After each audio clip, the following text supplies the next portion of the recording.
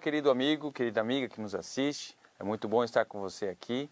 Hoje nós estamos reunidos para estudar uma lição muito especial, a lição da Escola Sabatina, intitulada Educação e Redenção. É uma lição que está nos levando a diversos aspectos da educação na Bíblia e como a gente pode compreender o processo educativo de Deus para o ser humano. Em especial, a gente vai estudar a lição no número 10, que fala sobre educação em artes e ciências. Qual o papel da educação das artes e ciências dentro de uma cosmovisão bíblica? O que significa estudar ciências acreditando na Bíblia, sendo um crente na palavra de Deus. Estou aqui com meu amigo, o pastor Antônio Tavella.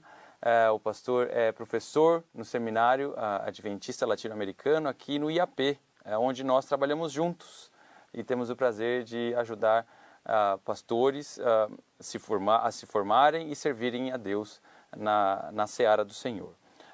Nós vamos começar então com uma oração. Se você puder, feche os seus olhos, vamos conversar com Deus. Grandioso Pai, agradecemos-te, Senhor, por tudo que o Senhor é, por tudo aquilo que o Senhor faz e pela maneira como o Senhor nos guia em tuas veredas.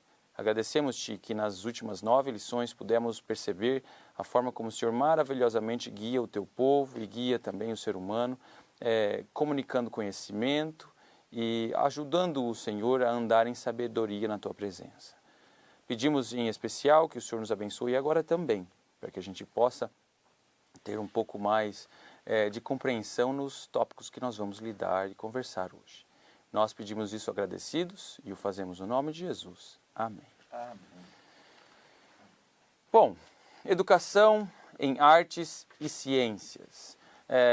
Obviamente você deve ter percebido e percebe, né, no nosso mundo em que o raciocínio científico, compreender a realidade através do raciocínio científico, é algo que prevalece na sociedade, né?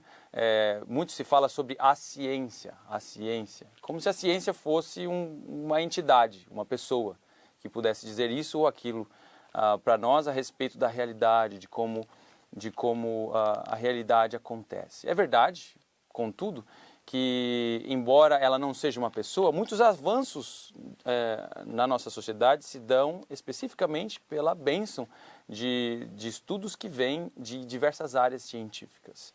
Contudo, como crentes na palavra de Deus, nós encontramos algumas dinâmicas que são necessárias ao estudo da palavra e também ao estudo destas ciências, né, enquanto crentes.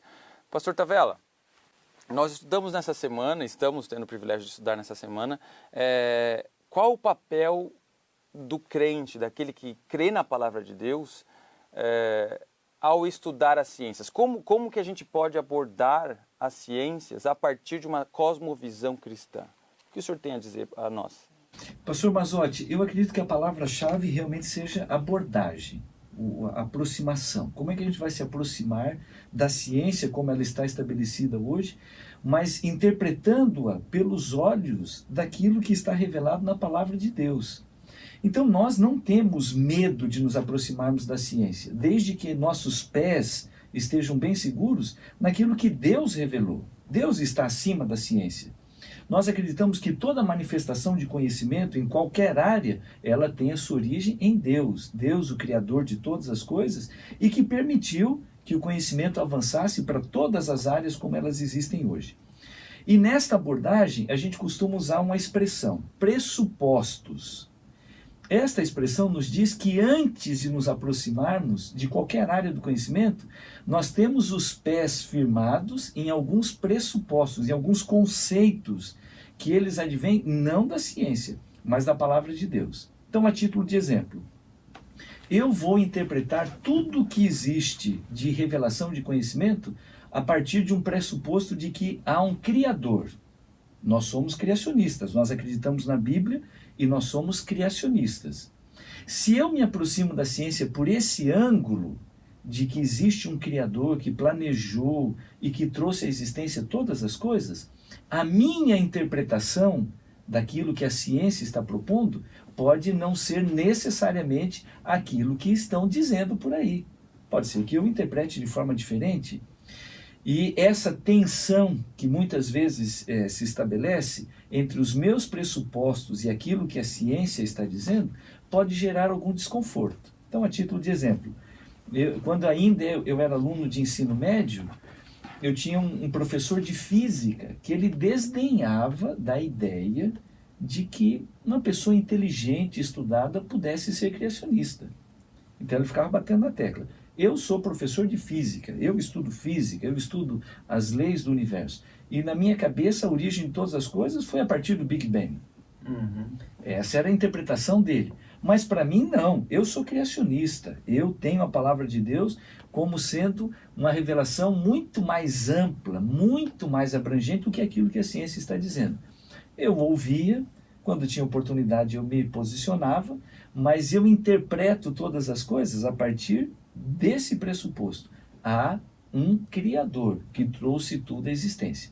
Então, voltando à sua pergunta, como que um cristão, com aquilo que ele tem convicção, que vem da revelação da palavra de Deus, ele se aproxima da ciência? Ele não descarta, ele não desmerece, mas ele subordina aquilo que a ciência está apresentando àquilo que a palavra de Deus realmente está dizendo, porque nós colocamos essa prioridade, esse nível para a palavra de Deus. Ótimo, ótimo. Interessantíssimo, pastor. Então, o senhor nos diria que a Bíblia, ela serve nesse aspecto, né, nos ajuda nesse aspecto, a montar as bases de pressupostos, né, as bases conceituais, né, nas quais nós vamos construir o conhecimento, vindo ele de qualquer que seja a fonte de que ele venha. Né? Definitivamente. E um outro aspecto interessante que o senhor falou, que me é muito caro, é a ideia de que toda verdade, para ser verdade, tem que ser divina. Né? Então, tudo aquilo que chega até nós como verdade é porque assim o chega, porque Deus permitiu, porque Deus iluminou, ajudou, né, o ser humano, quer seja ao fazê-lo inteligente ou permitir que ele descobrisse o que descobriu. Nós temos um ponto em comum entre a revelação e a natureza. E o ponto em comum é que os dois têm a mesma fonte. Deus é o Criador de todas as coisas, Ele é o Criador da natureza e do universo, e Ele é o autor da revelação.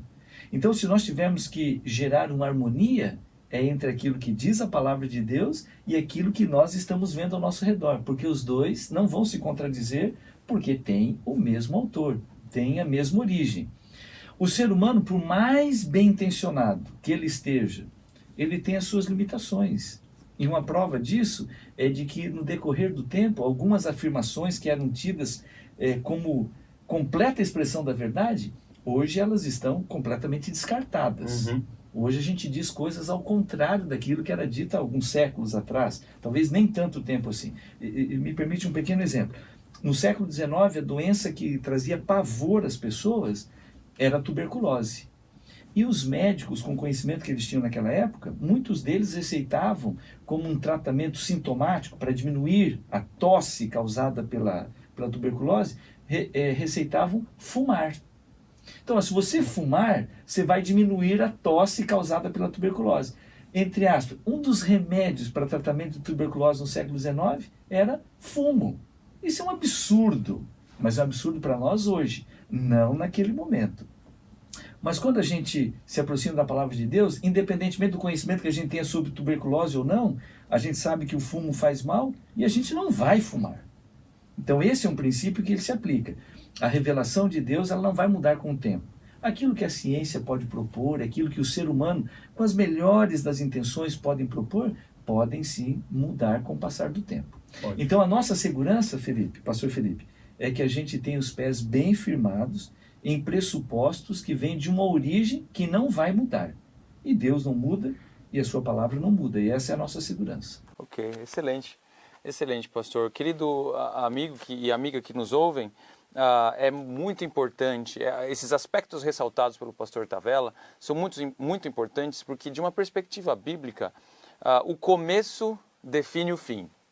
A criação e os elementos levantados na origem são elementos que vão ser depois trabalhados pelos profetas, nos livros históricos, em especial no Apocalipse, para falar do tempo em que nós vivemos. Temei a Deus e dai-lhe glória, porque vinda é a hora do seu juízo, e adorai o Criador, aquele que fez tudo que nós conhecemos, aquele que criou a terra, o mar e as fontes das águas. Então, a ideia de um Deus presente no mundo, na perspectiva apocalíptica, do fim dos tempos, cremos nós, o tempo que nós vivemos, é a ideia de um Deus que vem na forma do Criador. O aspecto ressaltado dele é o fato dele ser o Criador, a origem. Né? Nós voltamos para o começo, sempre voltamos para o começo. Então, por isso que é tão importante ter essa noção de criação como o elemento norteador de tudo que nós cremos e da forma como nós olhamos para a ciência. Pastor Felipe, me permite uma observação. Nós que somos cristãos e cremos na palavra de Deus, na revelação de Deus, da natureza como é apresentado na palavra, nós não somos contra a ciência.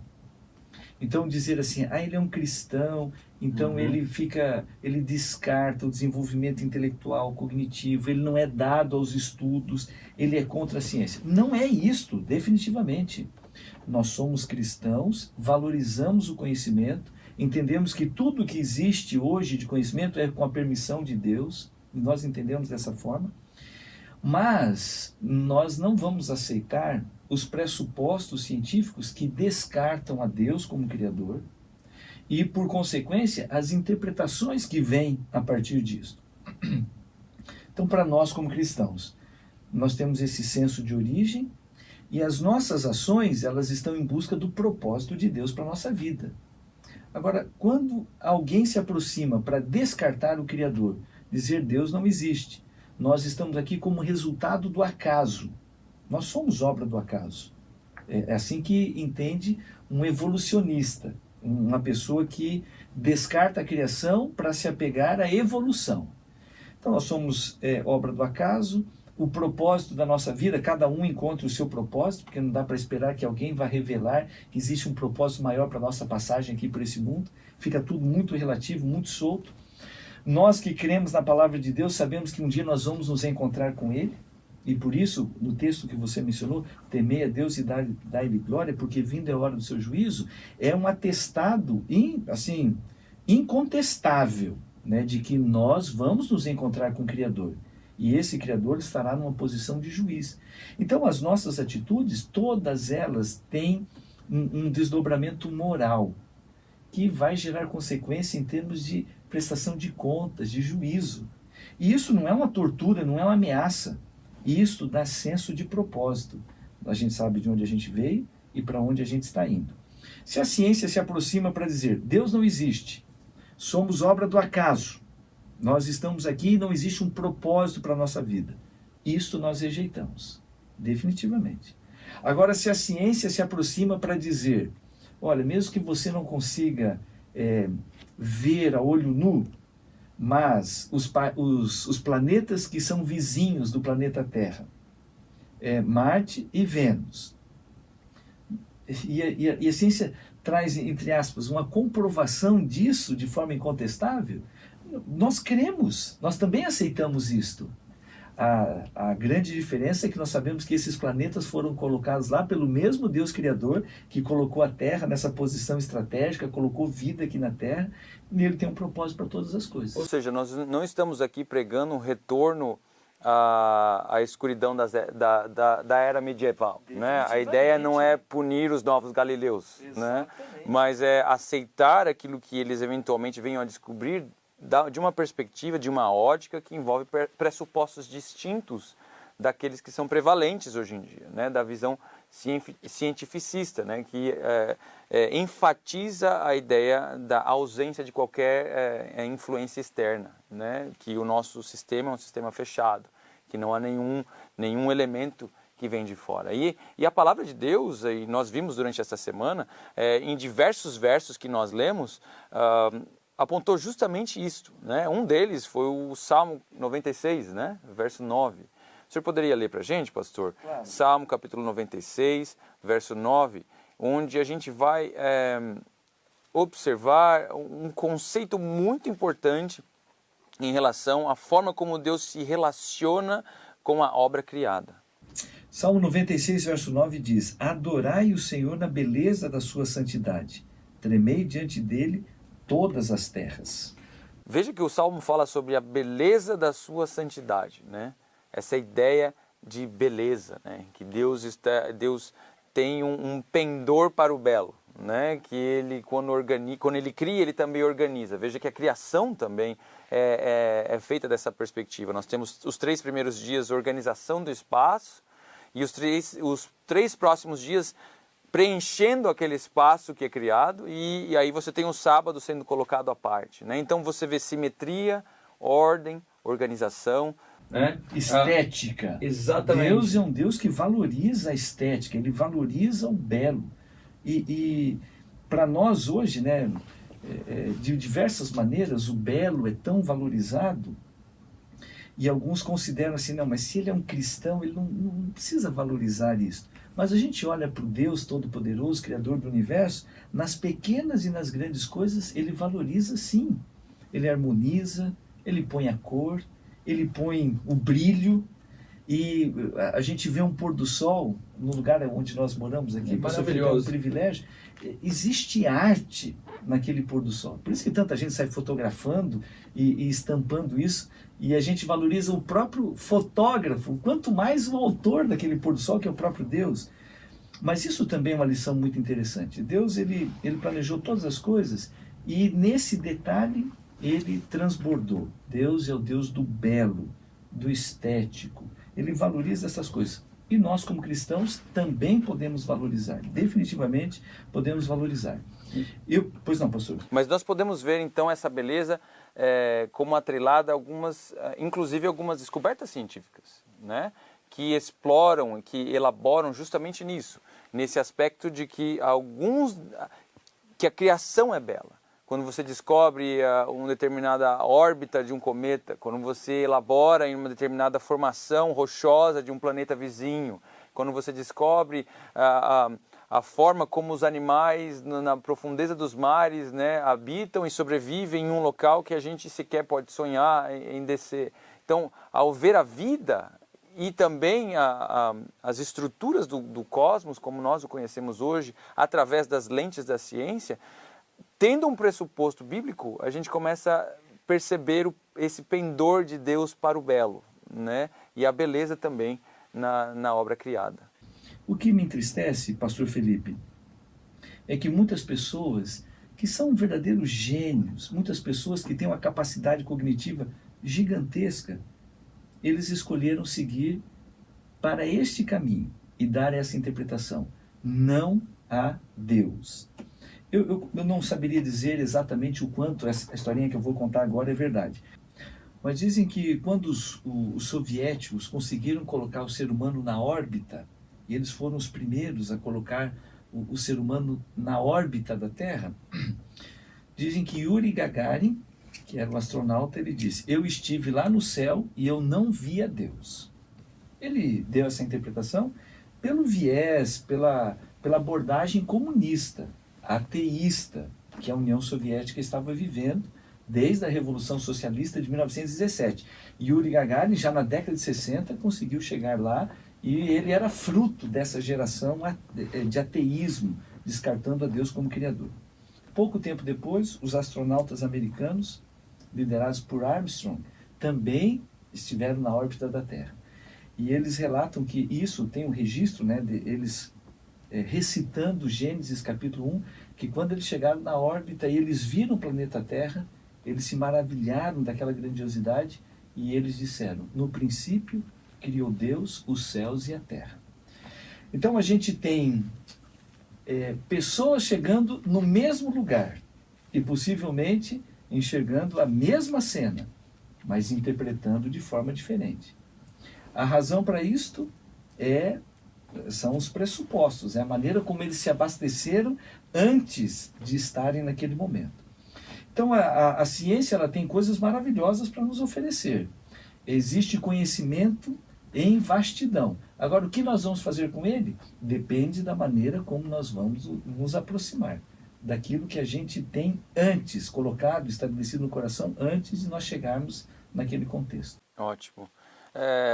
Como o pastor mencionou, amigos, vocês percebem que a Bíblia, ela é um agente de formação de pressupostos e de perspectivas, que é muito importante na forma como nós interpretamos a realidade, na forma como nós interagimos com a realidade. Nós vimos na lição também que, além de interagir com o raciocínio científico, ou com a verdade como vinda do raciocínio científico, a Bíblia também opera em um nível de significado que nem sempre toma o raciocínio científico como a principal base por trás dele. Nós temos um exemplo em Êxodo, em que Moisés fala na lista, em Levíticos em especial, onde Moisés, ao falar sobre dar a lista de animais impuros, né, que nós deveríamos evitar comendo, ele menciona que nós não deveríamos comer a lebre porque ela rumina. Só que a lebre não rumina.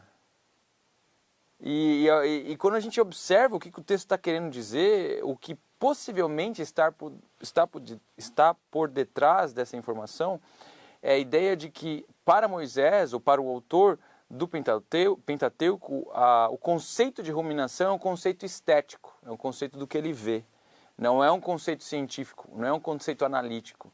Então, o que ele vê é o papo da lebre mexendo enquanto ela come, ou continuamente. Então, para ele, aquilo é ruminação. Então, percebam que os conceitos na bíblicos... infantil, ele vê que a lebre está mascando chiclete igual a Exatamente, vaca, então... é isso. Então, as perguntas que nós fazemos para a realidade científicas nem sempre são as mesmas perguntas que são respondidas pelo texto bíblico. Então, a consciência de contexto também é importante na hora de formar esses elementos que nos dão a base de interpretação da realidade. E uma coisa que a Bíblia fala e faz, assim, continuamente, né? E a gente vê isso em Provérbios 1, a gente explorou isso, né? É essa petição do texto bíblico, esse apelo do texto bíblico a respeito da busca por sabedoria, né? Busca por sabedoria. Pastor, o que o senhor acha? Qual que é a relação entre sabedoria e conhecimento? Qual a relação entre sabedoria e busca por conhecimento científico? O livro de Provérbios, ele é um desafio muito grande para qualquer pessoa que queira galgar esses passos, nós diríamos. Conhecimento e sabedoria. E a sabedoria é colocada acima do conhecimento. O conhecimento na Bíblia ele é muito valorizado. Mas quando a Bíblia fala de sabedoria, o rei Salomão diz que ela é mais valiosa do que o ouro, do que as pedras preciosas, e que a sabedoria é algo que nós deveríamos buscar com todas as forças. E aí ele começa dando uma definição. Lá em Provérbios capítulo 1, ele começa dizendo: o temor do Senhor é o princípio da sabedoria. E eu vou parafrasear para dizer que o reconhecimento de Deus, da existência de Deus, a minha disposição de me subordinar como criatura a esse Deus é o princípio da sabedoria. E a Bíblia não fica gastando muito tempo para conceituar e ficar definindo etimologicamente a ideia, isso aqui que é sabedoria. Então eu vou expressar aqui, de uma forma até um tanto simplista, aquilo que o livro de Provérbios apresenta para a gente como desafio. Sabedoria é a capacidade que a gente tem de tomar conhecimento do que é a vontade de Deus e a gente praticar aquilo. Então veja, vida. É vida, é coisa real. E é coisa que a gente pratica. E que a gente acumula. Exatamente, com a experiência e com a vivência daquilo, para a gente poder testemunhar de que vale a pena a gente conhecer e praticar o que Deus revela para a gente, e isso é sabedoria. Então eu colocaria até de uma forma ilustrativa a subordinação do conhecimento à sabedoria. É quando a gente diz que conhecer e não praticar não muda a vida de ninguém. O conhecimento por si só, ele é uma coisa muito importante, mas ele não pode ser um fim em si mesmo. No contexto bíblico, o conhecimento ele vai ter valor se por um acaso ele me ajudar a entender a vontade de Deus e me levar a praticar a vontade de Deus. Quem é o sábio da Bíblia? O sábio da Bíblia é aquele que busca o conhecimento, e ele busca sobretudo o conhecimento da vontade de Deus, e ele passa a viver de acordo com aquele conhecimento que foi revelado para ser bênção para a vida dele. Este é o sábio da Bíblia. Quem é o tolo? Quem é o tolo? Tem uma expressão da Bíblia para falar da estultícia. Mas o bobo da Bíblia, em contraste com o sábio, é aquele que despreza o conhecimento da revelação do que é a vontade de Deus para a vida dele, e ele vai no caminho contrário. Ele vai praticar o que é o contrário. E quando você mencionou o livro de Provérbios, ele é maravilhoso porque ele trata das coisas práticas, desde o cuidado com a saúde, os relacionamentos, a nossa postura em relação ao trabalho, o dinheiro. Tudo isso são coisas muito práticas e que quando a pessoa entende e vive de acordo, ela é sábia. E eu quero usar aqui de uma ilustração. Na versão bíblica, o sábio é aquele que põe Deus, põe a religião e a espiritualidade, não como uma fatia da pizza, mas ele coloca Deus, a religião, a espiritualidade, como a massa da pizza. E as outras coisas da vida vão em cima, como a gente costuma dizer, são o recheio. Isso, para as pessoas da mentalidade oriental, faz mais sentido que para nós que somos ocidentais, que a gente quer tudo compartimentalizado. Então, para nós, a religião e a espiritualidade é só uma fatiazinha. Então esse aqui é o conhecimento científico, esse aqui é o conhecimento de coisas, às vezes, que nem são tão importantes, esse aqui é o conhecimento das coisas espirituais, e eu vou dividindo. Para Deus, não. O sábio é aquele que coloca o conhecimento de Deus, das coisas reveladas, e põe isso para atingir todas as áreas da vida. Ele vai praticar aquilo. Então o sábio é aquele que tem Deus como a base de todas as coisas. E por isso que a palavra de Deus diz, o princípio da sabedoria é o temor do Senhor, é o conhecimento de Deus e a subordinação da nossa vontade à vontade dele. E aí eu posso ser sábio. Todo conhecimento agregado a essa ideia vai aumentar aumentar a minha bagagem, o meu depósito de sabedoria para eu viver cada vez melhor. Ou seja, é o reconhecimento de que nós não sabemos tudo. É a acumulação da experiência que nos dá uma visão mais reservada da realidade. Mas a gente poderia ter pessoas que, ouvindo isso que nós estamos falando, diriam exatamente o contrário. Pois bem, então se vocês não sabem tudo, como vocês sabem que crer é a melhor resposta, né? Como vocês podem dizer que ter o pressuposto de que Deus existe é a coisa mais sábia a se fazer? Não seria sábio deixar de crer? Em outras palavras, é possível, esse é um problema da Bíblia, a Bíblia está tentando provar que Deus existe, e da perspectiva da cosmovisão cristã, nós devemos esperar uma prova? Ao estudar artes e ciências, e da perspectiva bíblica, nós temos, assim, nós podemos, devemos, está aberto a nós essa possibilidade, esperar que um dia, provei que Deus existe.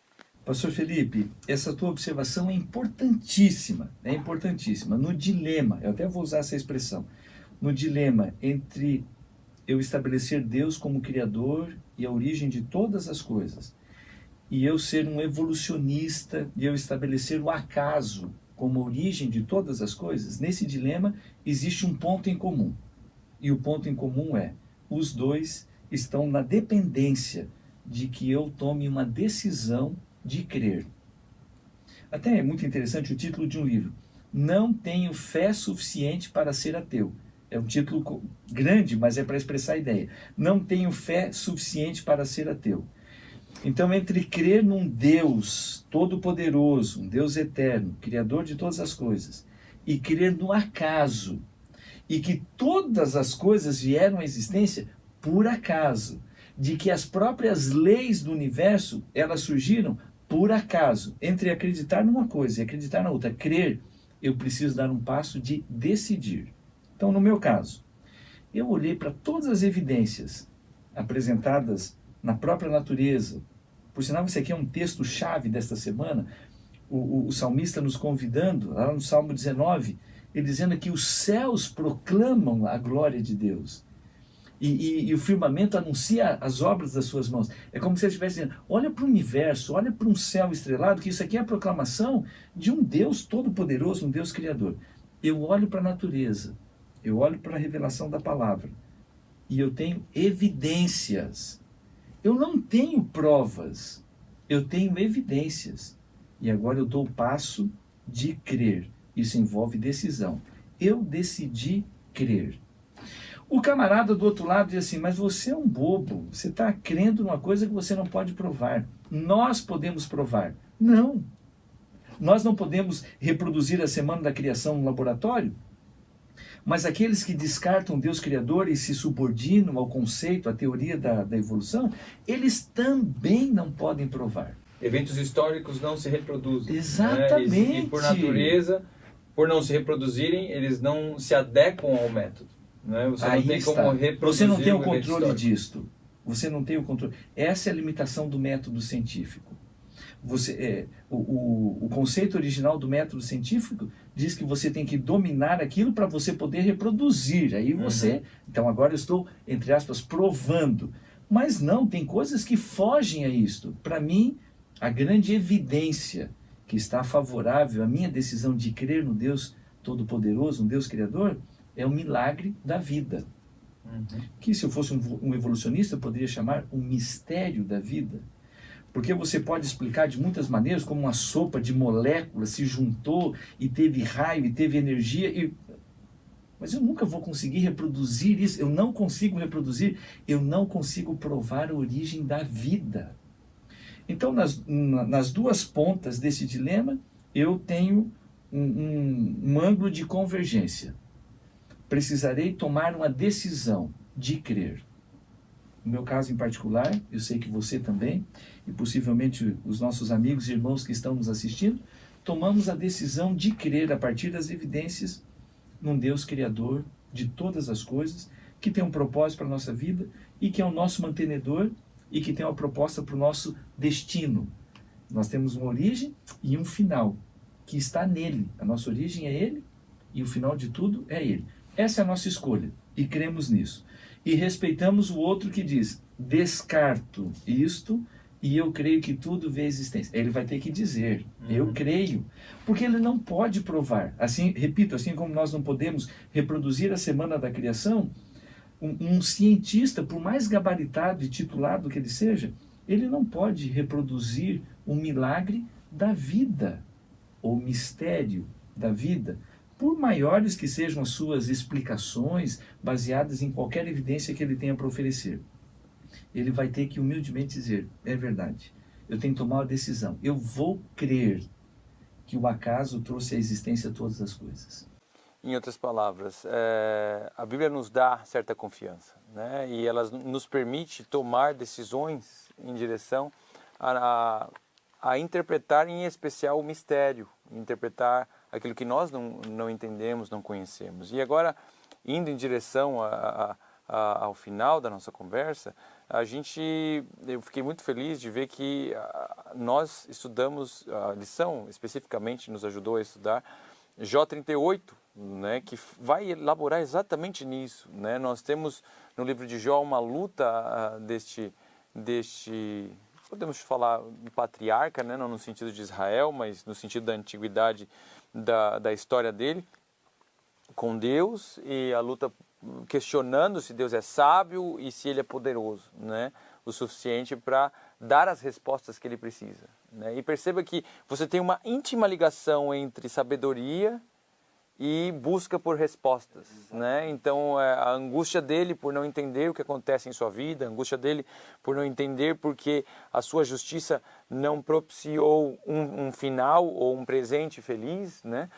E quando Deus o responde no capítulo 38, essa resposta vem justamente nessa direção, né? De mostrar para ele o quanto que ele não sabe, né? Existe muita coisa que você não sabe, meu amigo, e o capítulo 38, a gente falou bastante do capítulo 38, mas são dois discursos de Deus.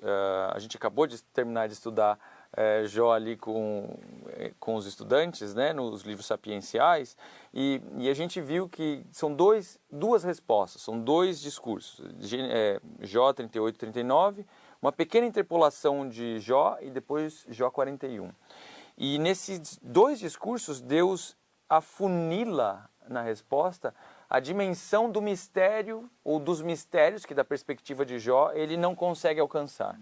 Então ele fala no primeiro discurso de uma natureza, ou de elementos da natureza ou da criação que ele poderia ver, a águia, a cabra montesa, né? E num segundo momento, no capítulo 41, no segundo discurso, ele vai falar do Leviatã, do Behemoth, né? Que são animais que nem a gente, que mesmo os comentaristas brigam para tentar entender o que é aquilo, né? Então, mas de qualquer maneira, a ênfase está no fato de que o mistério deveria fazê-lo confiar. Exato. Deveria levá-lo à confiança e não levá-lo à dúvida. Exato. Né? Então veja que o ápice da concepção bíblica e da base bíblica do estudo da realidade, do estudo daquilo que nós chamamos de natureza, para o texto bíblico, no texto bíblico, é um incentivo à confiança. O que está em contraposição a uma perspectiva mais cética e científica da realidade, né? Em que esta mesma situação é um incentivo à descrença. Eu acho maravilhosa a composição poética do livro de Jó, porque Jó ele está fazendo perguntas, ele está questionando a Deus, e quando Deus aparece para responder as perguntas, ele aparece fazendo mais perguntas. E é como se ele estivesse dizendo para Jó: Jó, você está me questionando na dimensão daquilo que você consegue enxergar. E mesmo que eu não te responda a estas questões específicas, eu quero te dizer claramente que a minha perspectiva é muito, muito mais ampla. Onde é que você estava quando eu estabeleci o firmamento sobre o nada? Mencionando aqui apenas uma das perguntas, dos questionamentos. Onde é que você estava? Você nem me perguntou isso, mas eu estou apresentando aqui para você um questionamento muito mais amplo. Jó, você é criatura. Eu sou o Criador. E fui eu que fiz você. E eu estou no controle de todas as coisas. Confia em mim.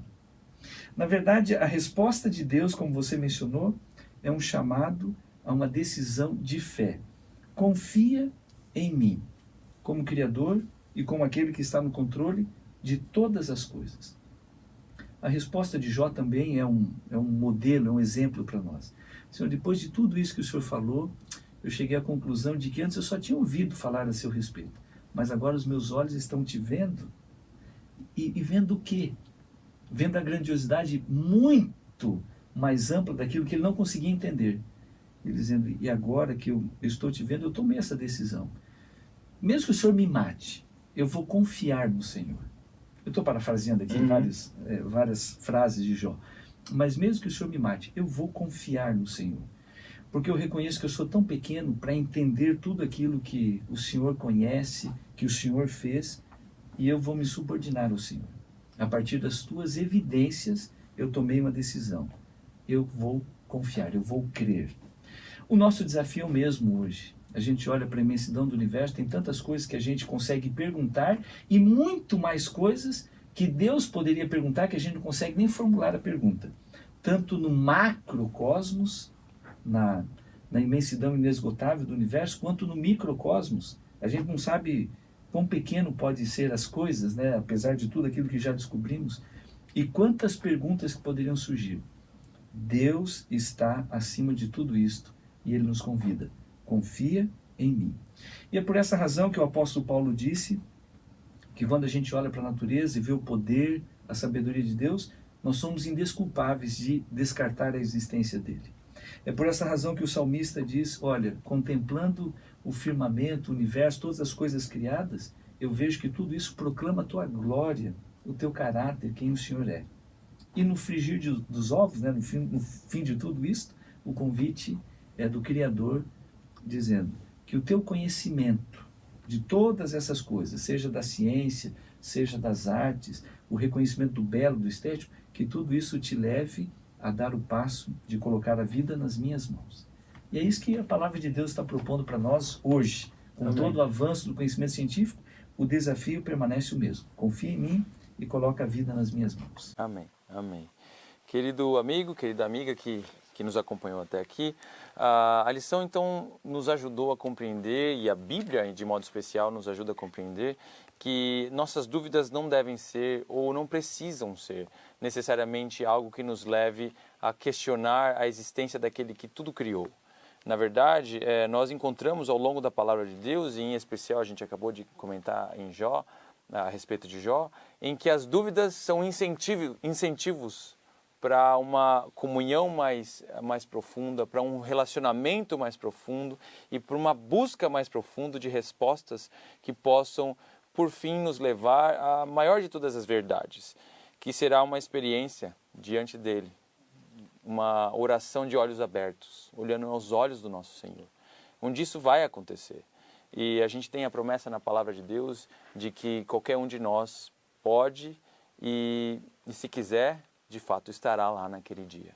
Veja que ao estudar a ciência, ao fazer perguntas, Deus de forma nenhuma o afasta por duvidar, mas Ele, na verdade, o convida para duvidar ao lado dele, para estudar ao lado dele e para assumir pressupostos que o ajudarão, por fim, a ter o acesso à verdadeira compreensão, à plenitude da revelação, que é um dia a gente estar face a face com o Senhor, diante dele. É com esse raciocínio que a gente gostaria de orar juntos com você. E eu queria pedir o pastor Tavella orar conosco, para que a gente possa então encerrar o nosso estudo. Vamos orar. Grandioso Deus, nosso querido Pai, nosso Criador, nosso mantenedor, nosso Salvador, nós nos aproximamos de Ti, diante da Tua grandeza, da Tua sabedoria, reconhecendo que nós somos Tuas criaturas, e por menores que sejamos, nós somos objetos do Teu amor, do Teu cuidado aqui nesse mundo, e não estamos entregues ao acaso, não estamos abandonados aqui, mas o Senhor tem um propósito maravilhoso para a nossa vida. Muito obrigado por todas as revelações do conhecimento, muito obrigado, Senhor, pela contribuição que a ciência, que a verdadeira ciência nos oferece, para que coloque no nosso coração ainda mais admiração por Ti e pelo Teu poder criador. E hoje, mais uma vez, renovamos a nossa decisão de confiar, de crer completamente em Ti, para que a nossa vida esteja nas Tuas mãos e cumpra o Teu propósito. É esta a nossa oração, em nome de Jesus. Amém.